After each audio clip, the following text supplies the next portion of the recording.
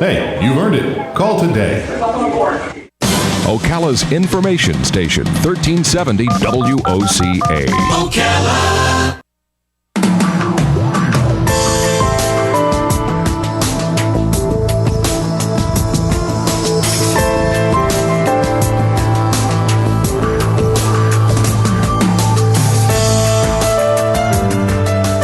All right, 6 minutes after 11 o'clock. Thank you for tuning in.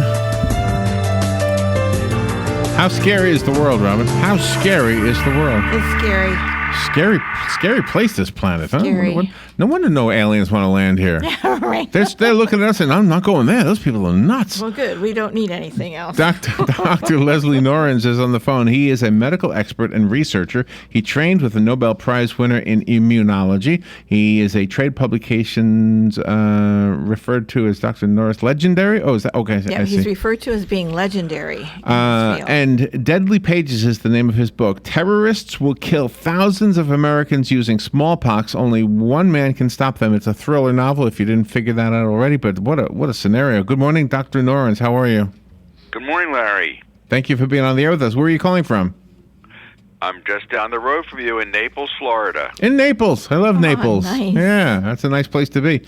So this is an idea that I've often wondered about, not smallpox specifically, but with disease.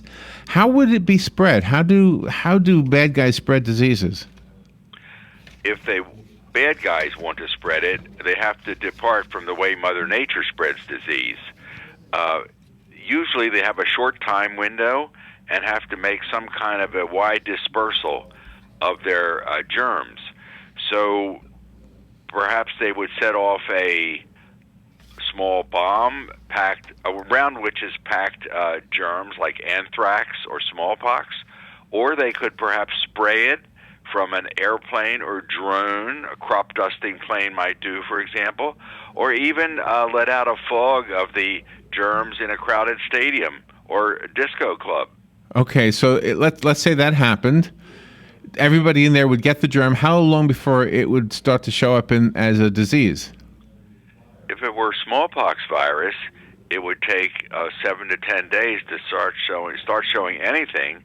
And by then, of course, the people who were in the initial infected group would have dispersed to their homes, and they would start infecting their families and friends. And if we're old enough, would we be protected? In other words, if we were vaccinated, when did the vaccines for smallpox stop? It stopped around 1980. Oh, so anyone before that, among your listeners, of course, that's a lot of Floridians, would have gotten a vaccination against smallpox as a condition for going to elementary school. So, oh wow! So the new army would have to be an old army. Yeah. Well, unfortunately, it's even more complicated because it was found in later research that the vaccination tended to fade away over time, and really your peak protection lasts about 3 years, and then it declines slowly after that. So unfortunately, even most of the older folks who got vaccinated are now probably not immune at all or barely immune. You have to wonder, I mean, if they were going to do this, and I'm guessing you explored this in the book, you'd have to wonder what would be their next move if somebody were to, like, let's say ISIS decided to give us all smallpox. Okay, so let's say they succeed. We've all got smallpox, we drop dead. Now what do? Just live here? Yeah, right. If they were smart, which they probably would take this into account, they would have all their people immunized in advance against smallpox, the way we used to be vaccinated. And then those people could move about our country freely if they decided to, since they could not become infected with the dangerous virus still floating around. Wow. Do you think your book is going to serve as a red flag? Is there something we need to do to respond to the possibility of this happening? Well, I will say the government does have some plans, but they are mostly tailored to a possible small outbreak in one local area.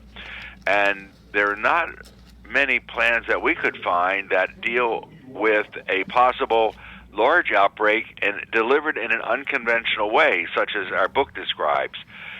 Frankly, I was startled to get what I guess most authors would think is a great review from a former director of the CIA, Porter Goss. He wrote us, and I'll quote him here, "This assessment of the danger of smallpox seems credible to me." Wow.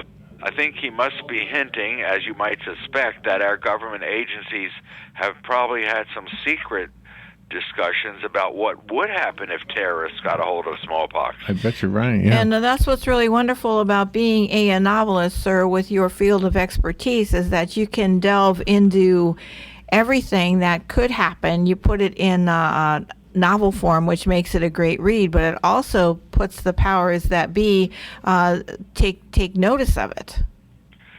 I do feel that many people in high positions behind the scenes are very aware of this, but in order to introduce a more widespread vaccination campaign at this time is probably going to take some public pressure or public awareness, more accepting of it.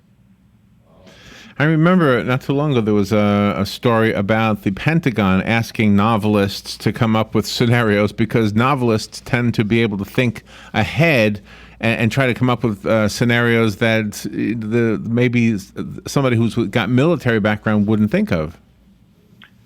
Well, I hope that's true in this case, because we realized that terrorists who might want to use smallpox are well aware of such preparations as the government has for a small outbreak. Therefore, as in this book, Deadly Pages, the terrorists concoct a very unusual scheme. As far as we could tell, it's the only one of its type for disseminating smallpox to the U.S. population. And it would be unanticipated by public health authorities and thus be very hard to cope with. Is it something you can tell us, or do we save it for the book? Well, let me put it like this. The title of the book is Deadly Pages, and I will reveal that Americans get infected as they read their morning newspaper. Oh, wow. Oh my goodness. Wow. Okay.